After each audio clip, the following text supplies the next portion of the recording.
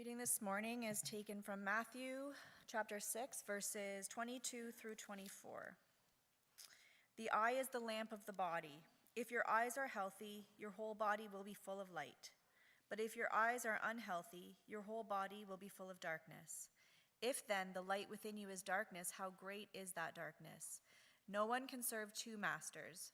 Either you will hate one and love the other, or you will be devoted to one and despise the other. You cannot serve both God and money.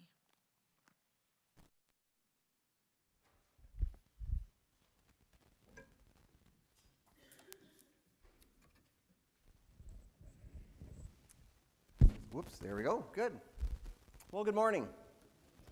This morning we're going to be finishing a text that we started last week. As is often the case in Jesus' teachings, Jesus writes these amazing statements that interlock and interweave and connect to each other, and it takes a little while to kind of unwind what Jesus has wound up here and sort of spell it all out and explain how it might be. So we've got some stuff that we covered last week where we talked about how temporary earthly treasures are and the lasting value of heavenly treasure. I saw a show briefly this week, or just a clip from it. It's these like garage finds, barn finds, where the guys go and they find these hot rods that are hidden in garages. And I don't know if any of you'd like this, but my dad and my brothers and I, we would find this quite fascinating. And so it's this old Trans Am, I forget what year it was, and this guy finds it. It's a beauty. There's all kinds of things. It's covered with an inch of dust, but it's this amazing find. But then as they get going, it just sort of gets worse and worse and worse. And so they're like, oh, it's beautiful, but the tires, of course, are flat. It's literally been sitting for 30 years. So they try to pump up the tires. Tires are split. They won't work. All right, fine. That's no problem. Let's get 4 tires. So they put 4 tires on, and I've put 4 tires on a car. I know what that costs. And so 4 tires there. Now it'll roll. So then they pull it out of the garage, and this is obvious. This is awesome. Lift up the hood. And I'll save you that it gets to. Every piece of rubber on this thing is rotten. So every hose, every belt, everything. It's the engine seized. Everything is, and so even by the end of this episode, the guy's just deflated because like everything they try on this beautiful piece of treasure is now broken. It's now rusted. It's now seized. This earthly treasure, when it was parked in this barn, was wonderful. But as is the way of earthly treasures, sitting in a barn for 30 years has ruined it. It's lost all its luster. It won't work. It can hardly even move. So last week we talked about how do you invest in this earthly treasure? How do we make these investments not in earthly things but in heavenly things? And the phrase that I really liked out of a book I read last week was love people with your things. How do I invest in earthly or in heavenly treasure? I love people with my stuff. Because where your treasure is, there your heart will be also. We sometimes get that backwards and say, where your heart is, there your treasure will be also. But it's the other way. Jesus says that your heart follows treasure, not the other way around. It's this beautiful picture of investments in people. Investments in things tend to lead our hearts to places where they ought to go. This is a way that we can kind of shape or mold our heart towards heavenly things, towards heavenly kingdom, as Doug was just sharing with us. It's through the way we give. It's through the way we invest and how we spend our money. So finally, this week, Jesus has a metaphor that uses a Hebrew figure of speech that then leads into a riddle. This is why it's so tight. We're going to need to just kind of unpack these 3 pieces. So it's a metaphor that uses a figure of speech that leads to a riddle. So let's take it apart this morning. So Jesus begins with a clever metaphor that might make what Jesus is saying here a little bit hard for us to pick up. So we're going to deal with that first. He begins with, in verse 22, the eye is the lamp of the body. Okay, so what does he mean by that? Well, there's all kinds of metaphors that we use to describe the way our bodies work. For example, I sometimes hear people say food is fuel for the body, like the body's a machine or like an engine, and we put food in the engine and it makes the engine go. So you'll see on TV these commercials that'll say Gatorade is like fuel for athletes. fuel your passion or something like that. And it's kind of operating on this narrative, or on this metaphor rather, whether it's accurate or not. You'll sometimes hear people say they need to refuel, and it means they need to eat. Or maybe I'm running on empty as I finish my day and I eat lunch at like 11 o'clock or something like that. Or maybe you use the metaphor that considers your brain like it's a computer, that gets inputs and outputs. It operates like a computer, and maybe that's true. Maybe your brain is a little bit like a computer. We treat our memories that way, that somehow our memories are just like on a computer chip, and they've been stored away, frozen in time, and then can be accessed a little bit later. But Daniel's already wagging his head no, because psychologists will tell you that no, that's not the way memories work. Research shows that memories are deeply tied to language. And we use language like handles to pull our memories out. And every time you recall a memory, they're made of stories. They're made of narrative hooks. And every time you recall a story from your past, you actually change the memory and resave it in a slightly different form. That's why you and your parents can remember past events radically differently. It's because you've got different stories about those events. You have different awarenesses of those events. And things like that will change over time. So whether they help or not, we have metaphors about body and that help our thinking.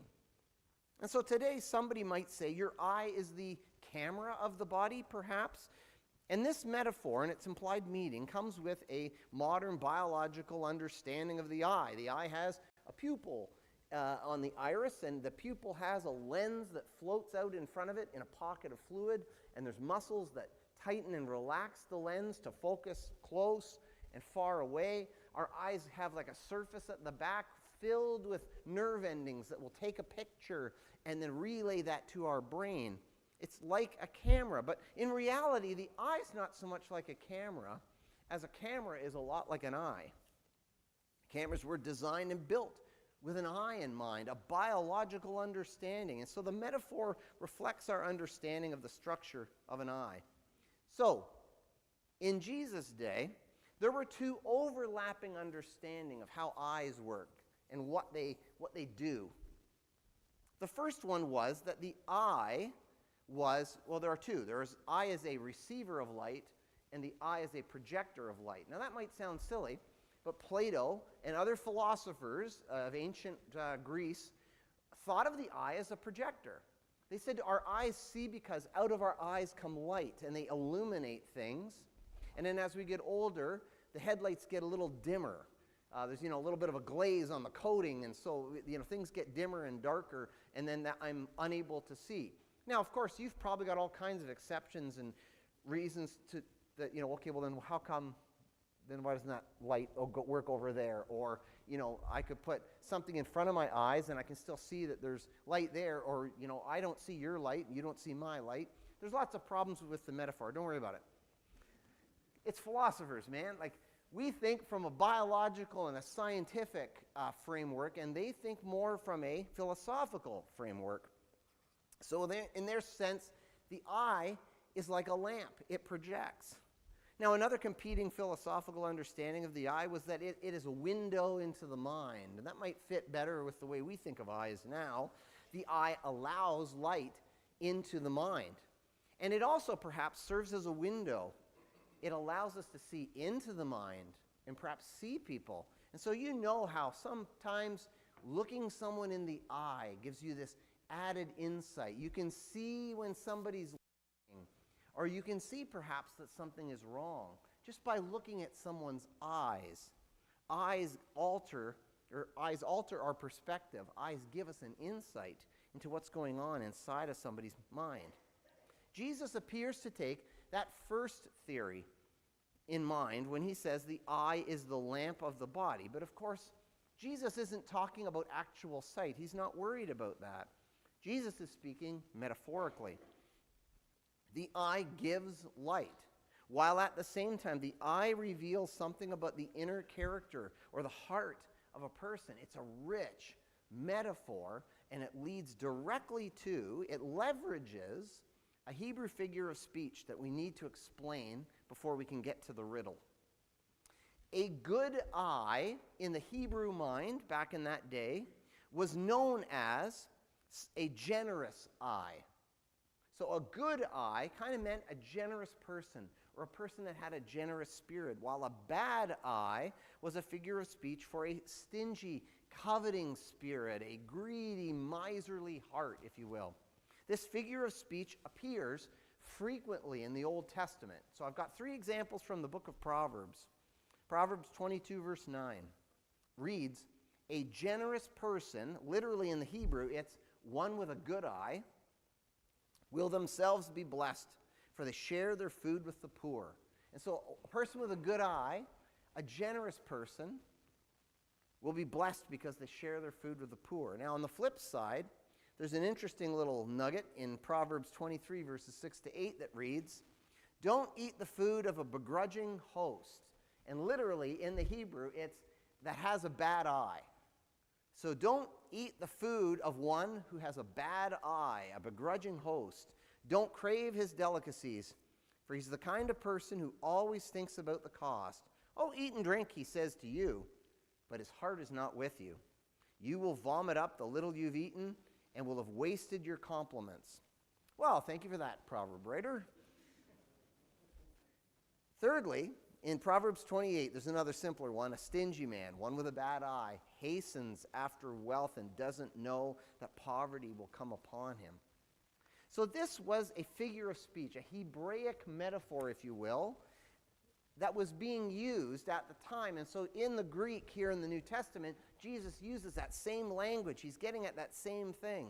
In verse 22, Jesus says, if the eye is good, if the eye is single, if the eye is whole or sound or somehow perfect, then the whole body is full of light.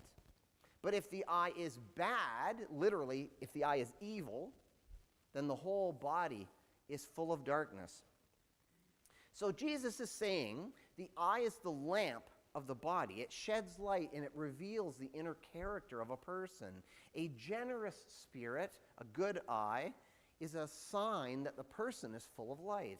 A stingy spirit or a bad eye is a demonstration that they are filled with a bitter darkness. So all of that leads us to, finally, the riddle. And the riddle is this.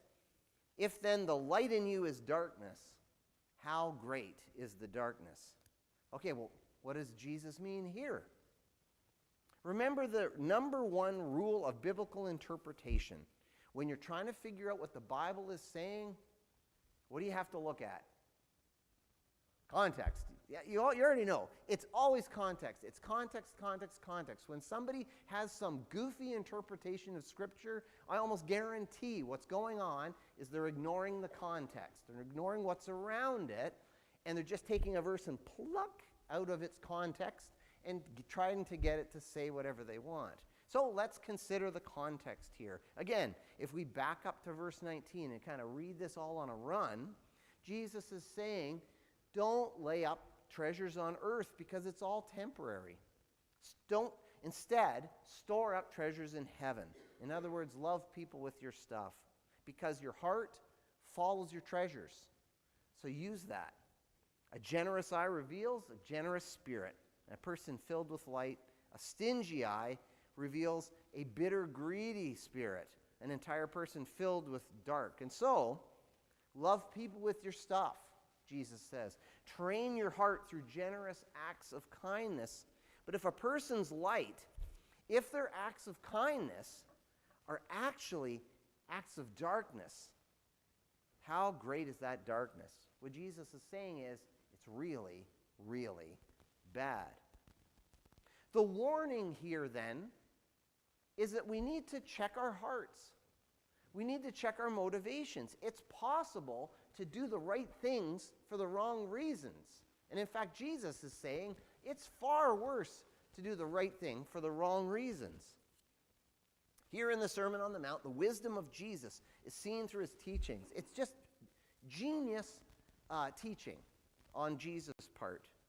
Jesus doesn't expect slavish, imitation of his words from his disciples in the way that, okay, if Jesus wears sandals, then I'm going to wear sandals, that type of imitation. But instead, Jesus invites us to interpretively integrate his teaching with our everyday lives. What Jesus is saying about possessions here in the Sermon on the Mount is of direct value to us today. We can take what Jesus is saying and adapt this to what we're doing today. Jesus is not asking us to replicate his life in Galilee here in Canada, but instead, Jesus asks us to live out of his kingdom vision in our world today. And this is why his parables are so important. It's why they're so powerful. Jesus uses coded language for his disciples, and it must have been really hard to hear Jesus talk like this and use these strange figures of speech. But Jesus did that so that people would interpret it into their context. And what's just genius is that we can now take that same teaching, do the same work, only now interpret it into our context. In other words, it's like one of those situations where it's not a bug or a quirk of Jesus' teaching, but instead it's a feature. So this is Jesus' encouragement to his disciples. Generosity is good for the heart. It's good for the soul. Giving to others, though, is like a diagnostic. When we give to others, it's a way of kind of checking the dipstick on the oil, so to speak, in our lives. It's about kind of testing to see if things are good in our hearts. When we give to others, it's like a diagnostic. The harder it is for us to part with our possessions, well, probably the more likely, the more necessary it is. The moral isn't give till it hurts, but what if we were to give until it stopped hurting so much? What if we started openly sharing what we had, or sharing more abundantly than we have in the past, and seeing if we can make that a habit? The worst thing of all, though, would be for us to turn our giving into a selfish act, to give for some ulterior motive other than to benefit someone. Making a show of our giving, the way the Pharisees did, or giving in order to get something in return.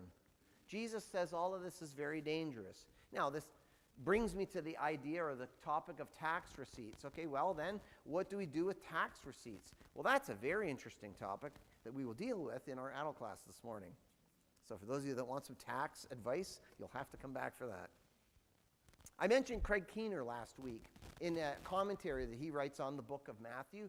He summarizes this teaching, and I really like what he has to say. He has 3 points.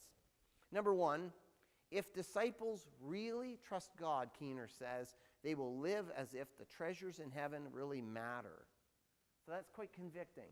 That we talk about, oh, treasure in heaven, yeah, putting another star in my crown, and we make jokes like that. But what Keener is saying is, if disciples really trust God, they'll act like there actually is some treasure. There actually is some long-term, eternal value to the things that we do here on earth. Secondly, Keener says those whose perspectives are distorted by materialism are blinded to God's truth, which I think is true. It's a true warning that the stuff that I own can sometimes get in the way of me seeing what God's really about and what God's kingdom is all about.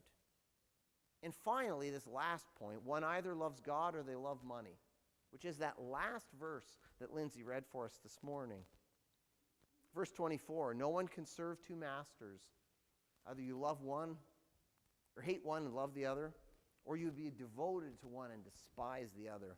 You can't serve both God and money. Have you ever tried to balance two part-time jobs? Carry two part-time jobs at the same time and get the two of them to work together? Invariably, it becomes obvious that one of them is more important than the other.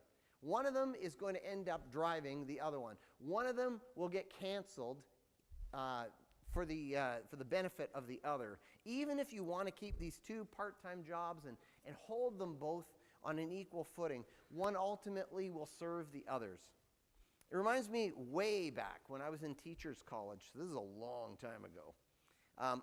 I had managed to get into the BSc BEd program at Brock, so teachers college, but frankly my grades weren't good enough.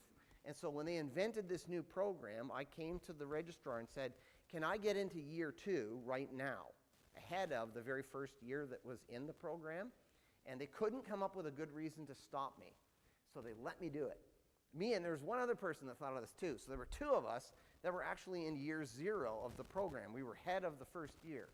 Now, the bad news was it created many conflicts because I was taking courses that weren't lined up to work with the other courses yet. They would fix that next year.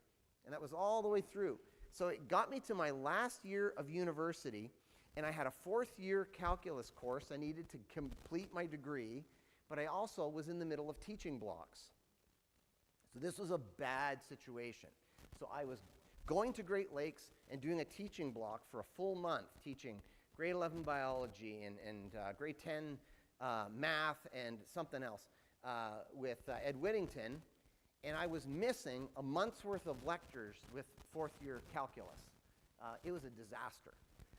My math friends thought I had taken like a bender and just like wrecked my life because I disappeared from classes for a month and came back and they said, "What was it? You know, something horrible happened?" I said, "No, something far worse, teacher's college." So anyway, I tried to get these 2 things to work, but it was clear in my actions, it was clear in my behavior that one of these interests was in charge of the other one. And it wasn't that I loved teaching so much more than math, because I loved math at the time, but it was that teacher's college was going to get me a job. And math, it was more indirect. All I had to do was pass that 4th year calculus class, which I did, barely.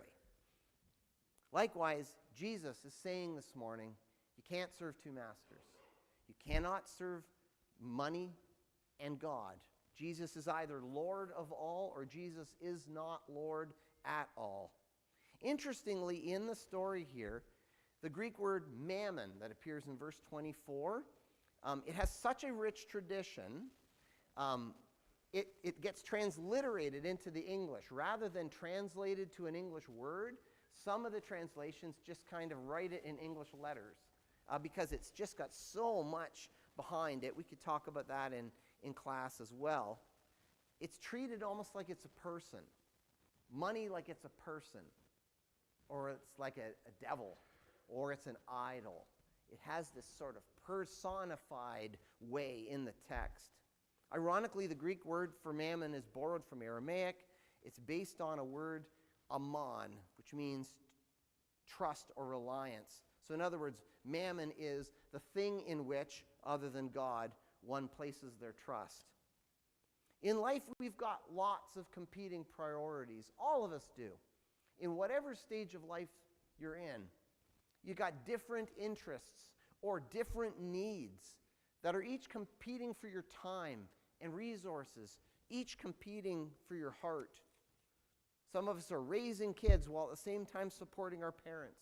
Some of us have got work and family life to balance. In addition to that, you've got fixing up the house, fixing a car. God is, of course, our number one priority. But how do we ensure that God stays there? How do we ensure that God stays the number one priority of life while we still have to deal with all the other things in our life, the competing priorities? I have 3 ideas, perhaps, to think about this morning. The first one is an encouragement to give to God first. What Jesus is saying in the Sermon on the Mount is giving is such a critical thing. It molds and shapes our hearts. Our heart follows where our treasures go. And so making the kingdom of God the highest priority in our life sometimes involves giving to kingdom values or building for kingdom purposes, that sort of thing. And so the idea of first fruits comes to mind. In the Old Testament, Moses brought out the law, and in it says, when you give to God, you give the first to God. So when you're raising sheep and your sheep start to give birth, you give those first sheep to God. And there is a sense in which that's a step of faith. Because when you have a sheep and it has a lamb, I hope these are the right terms. I'm assuming that sort of works. Baby lambs are just like small ones. When they have baby lambs, when you give that first one to God, what you're hoping is that there'll be more.